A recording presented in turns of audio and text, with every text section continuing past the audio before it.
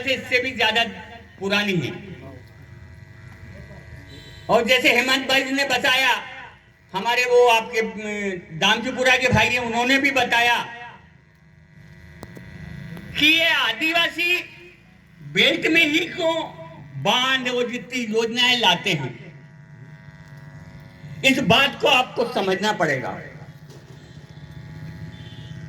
जब देश का सबसे बड़ा अदालत जब बोलता है कि 8% आदिवासी इस देश का मालिक है और 92% लोग आक्रमणकारों की संतानें हैं, और यहां के जो बड़े बड़े नेता हैं जो देश को लूटना चाहते हैं, उनको भी मालूम है कि आदिवासी इस देश का मालिक है, और इस मालिक को खत्म करने के लिए, पहचान खत्म करने के लिए, हमारी जमीन छीनने के लिए ये योजनाएं हमारे क्षेत्रों में लाते हैं। अरे यहाँ की जो सरकारें हैं, देश आजाद हुआ उसके बाद में संयुक्त राष्ट्र संघ में हर 10 साल में एक बैठक होती है, जिसमें पूरे विश्व के देश के लोग इकट्ठे होते हैं और वहां आदिवासियों की स्थिति के ऊपर समीक्षा होती है कि भाई आदिवासी के क्या हाल है, उनका जीवन बसर कैसे हो रहा है। तो हमारे देश की जो सरकार है, चाहे वो किसी भी पार्टी की हो, वो सरकारें उस मीटिंग में जाती है और वहां जाकर बोलती है कि हमारे देश में आदिवासी है ही नहीं, जबकि यहां का सुप्रीम कोर्ट बोलता है, संविधान बोलता है, लेकिन यहां के जो नेता हैं वो नहीं बोलते। तो इस बात को हमको समझना पड़ेगा, हमको दिखाना पड़ेगा कि हम कौन हैं। अभी जो बांध की जो लड़ाई है, आप बताइए आपके क्षेत्र में कितने गांव जा रहे हैं? कोई बताएगा लगभग कितने गांव जा रहे हैं? बताइए आप लोगों में से कितने गांव जा रहे हैं, कोई बताएगा? लगभग अंदाज 35 से 40 गांव। क्या 35-40 जो गांव हैं अपने, क्या वहां मुकद्दम व्यवस्था चलती है, पटेल व्यवस्था चलती है कि नहीं है? कोई बताएगा? चलती है सब जगह। बहुत बढ़िया बात। तो साथियों, आज जितने भी गांव हैं उनकी पूरी लिस्ट बनाई जाए। उन गांव के लोगों को 5-5 लोगों को सबको एक मीटिंग, अपने ग्राम सभा की जो बैठक होती है, उस बैठक में बुलाया जाए। जितने भी गांव हमारे प्रभावित हैं उनमें हर गांव के 5-5 जो गांव के लोग हैं उनको उसमें बुलाया जाए। उस बैठक में ये निर्णय लिया जाए कि इस बांध को बनने देना चाहिए या नहीं बनने देना चाहिए, क्योंकि ये लड़ाई पूरे क्षेत्र की है। अब इसमें एक बात हमारे तरफ से ये संदेश जाना चाहिए कि न हम किसी सरकार के खिलाफ हैं, न किसी समुदाय के खिलाफ हैं, और न ही किसी धर्म के खिलाफ हैं। हम केवल हमारे अधिकार के तहत जो हमारे अधिकार है, उन अधिकारों को बचाना चाहते हैं, जड़ जंगल जमीन की रक्षा करना चाहते हैं। और हमारे बीच में जो लोग आए हैं, हमारे जो युवा लोग बाहर से आए हैं, वो लोग वो युवा बेटे वो अपना तन मन धन और यहां तक कि अपने प्राण निछावर करने को तैयार हैं। वो लोग हमारे क्रांतिवीर हैं आज के युग के। आज जो अभी आपके सामने यहाँ हैं, इनको 8-10 दिन पहले यहाँ के हमारे मध्य प्रदेश की जो प्रशासन है, उन्होंने बेकसूर, जिनका कोई कसूर नहीं, जो अपने संविधान अधिकारों के तहत काम कर रहे थे समाज के लिए अपने क्षेत्र में, उन लोगों को जेल में डाल दिया, झूठे मुकदमे में फंसाकर जेल में डाल दिया। और वही लोग हमारे बीच में आज आए हैं। तो ये लड़ाई क्यों आए? समाज के कारण आए। आप लोगों को मैं बताना चाहता हूं कि अभी जितने भी हमारे देश में आंदोलन प्रदर्शन ये जो चल रहे हैं, ये हमारी नासमझी के कारण चल रहे हैं। हमारे पास जो ताकत है उसका हम उपयोग नहीं कर रहे हैं। मैं आपको बताना चाहता हूं कि हमारे प्रदेश के ग्राम शहर छिंदवाड़ा क्षेत्र से जो लड़ाई शुरू हुई है, मैं आपके साथ खंडे से खंडा लड़ने के लिए तैयार हूं, लेकिन आपको भी हमारी समाज को बचाने के लिए, हमारे अधिकार बचाने के लिए और दुश्मनों से मुकाबला करने के लिए आपको हमारा साथ देना पड़ेगा। क्या तैयार हो?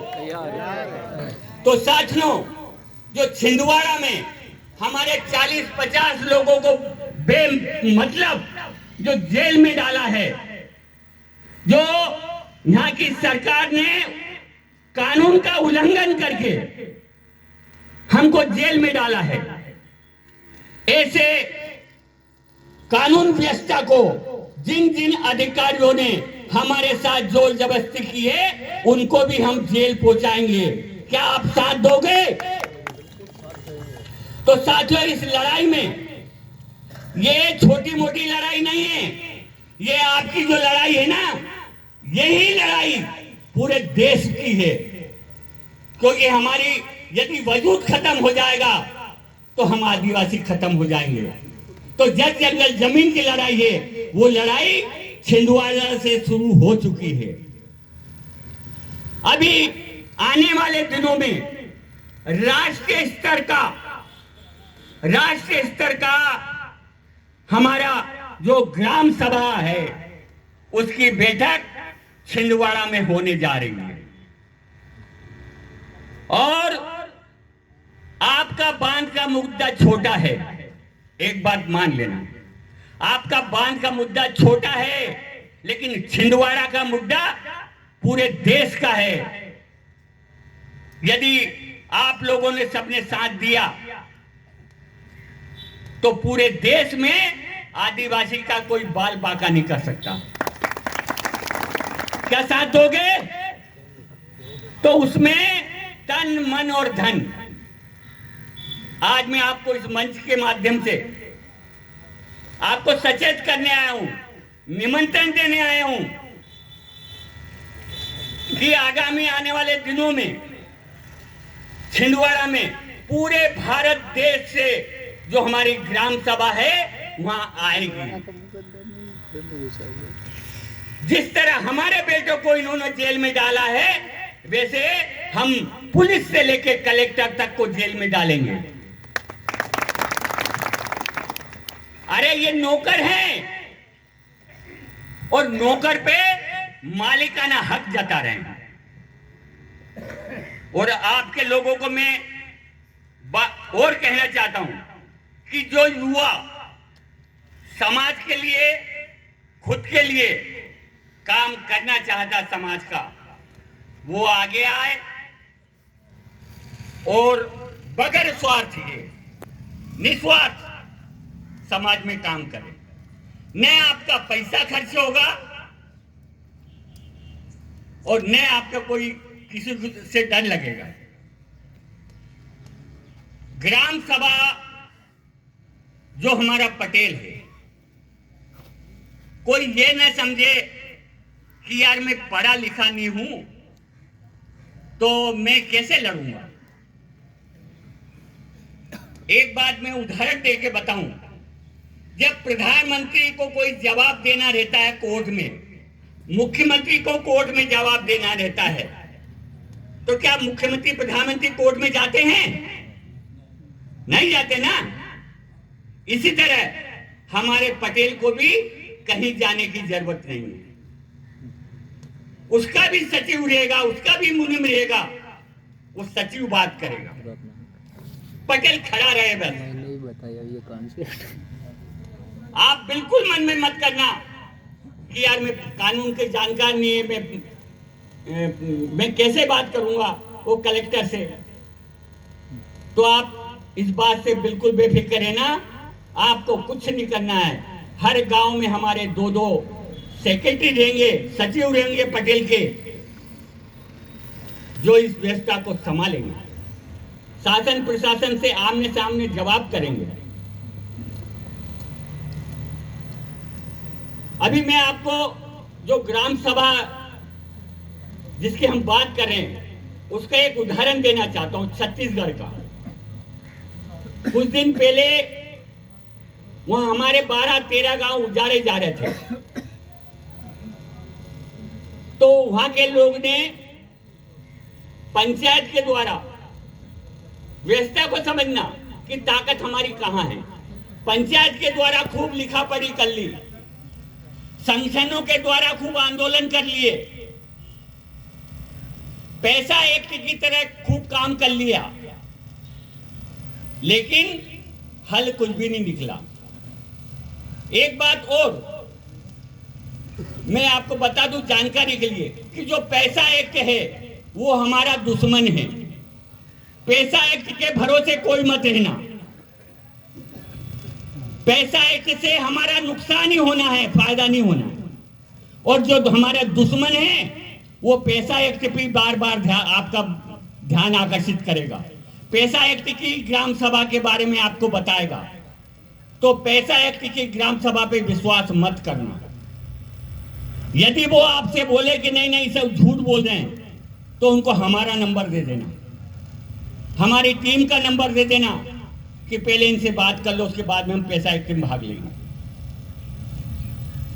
हमारी ताकत हमारे बाप दादाओं पुरखाओं से चली आ रही जो प्रथा है, रूढ़ी प्रथा, जो ग्राम सभा पटेल सरकार के ऊपर याद आया जब छिंदवाड़ा में मेरे को गिरफ्तार किया।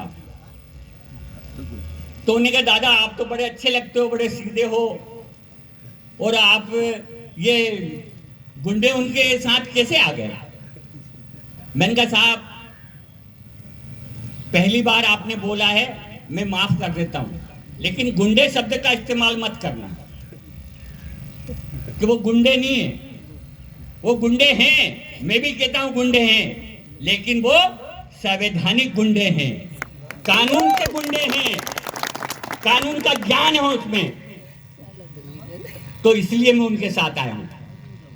तो बोले यार हमने अभी तक तो सुना था कि मध्य प्रदेश सरकार, केंद्र सरकार, मोदी सरकार, मोहन यादव सरकार, लेकिन ये मुकद्दम सरकार कहां से आ गई?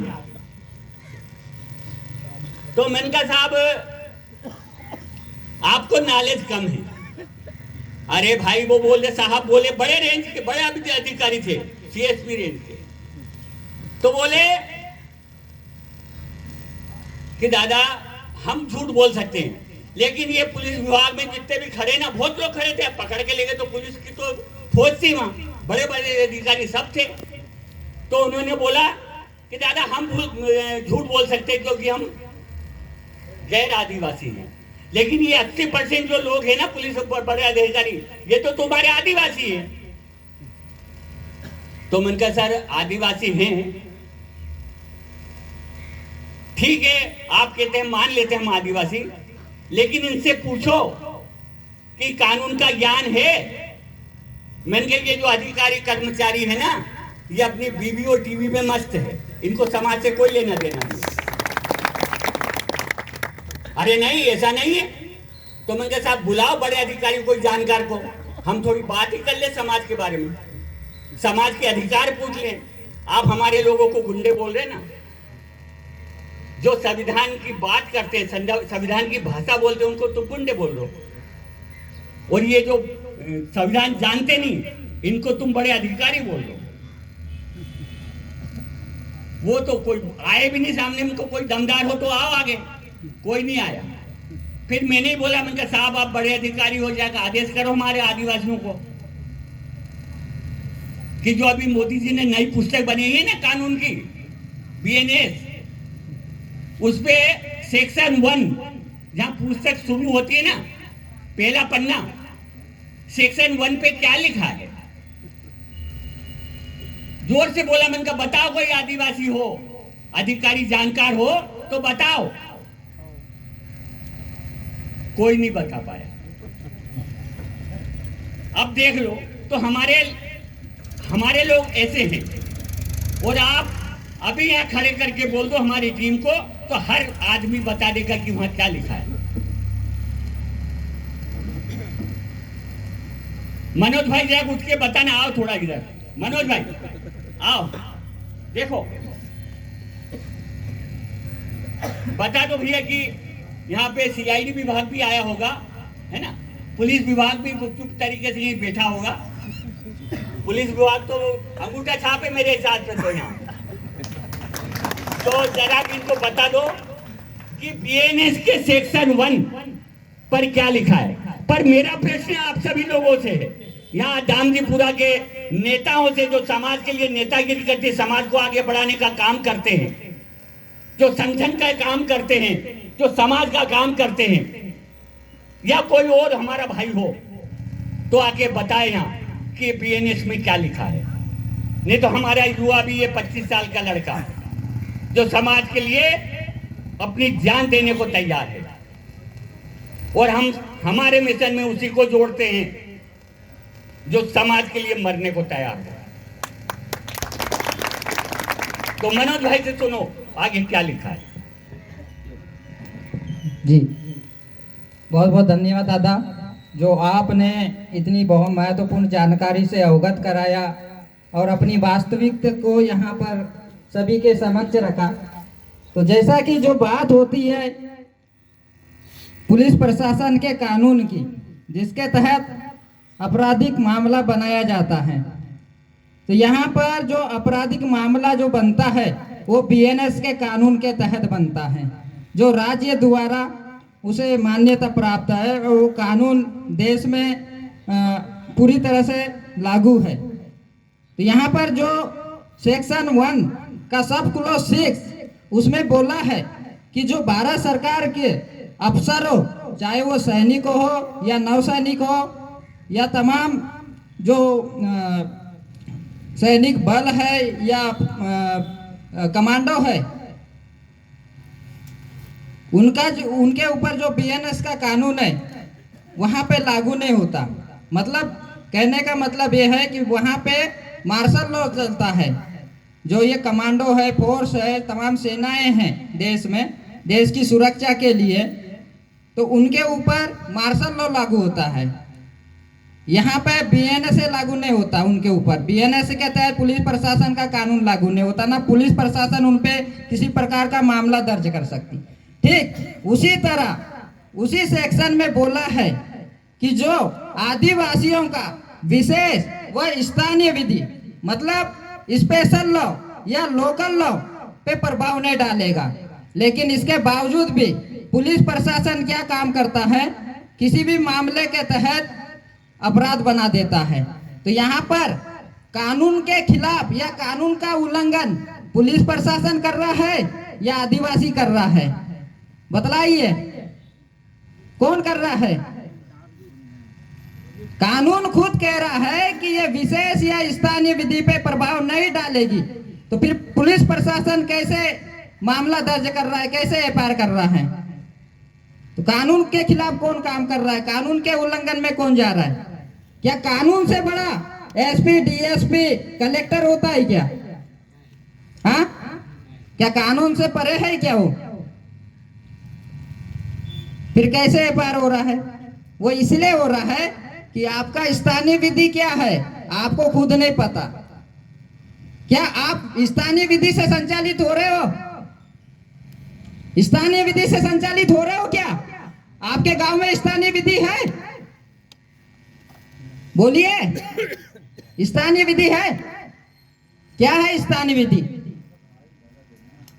बोलने से नहीं होगा, कानून में सब लिखा है, लेकिन यहाँ बोलने से नहीं होगा। आप किस विधि के तहत संचालित होते हैं वो मायने रखता है। तो आपके गांव में स्थानीय विधि चल रहा है क्या? अगर आप बोलोगे कि यहाँ पर मेरे ऊपर नहीं लगता और वहां पर आप किसी विधि के तहत संचालित हो रहे हो, तो ऐसा थोड़ी होगा। स्थानीय विधि का मतलब रूढ़ी प्रथा,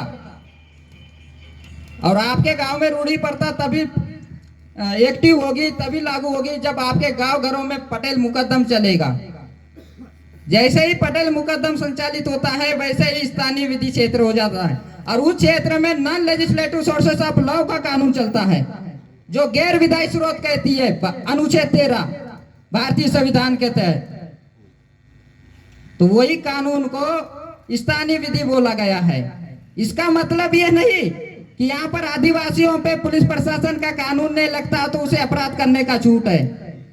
अगर वो अपराध करता भी है तो उस अपराध या उस किए गए कार्य को उसकी गांव की ग्राम सभा, स्थानीय लोकल लॉ के तहत उसे सजा दिया जाएगा।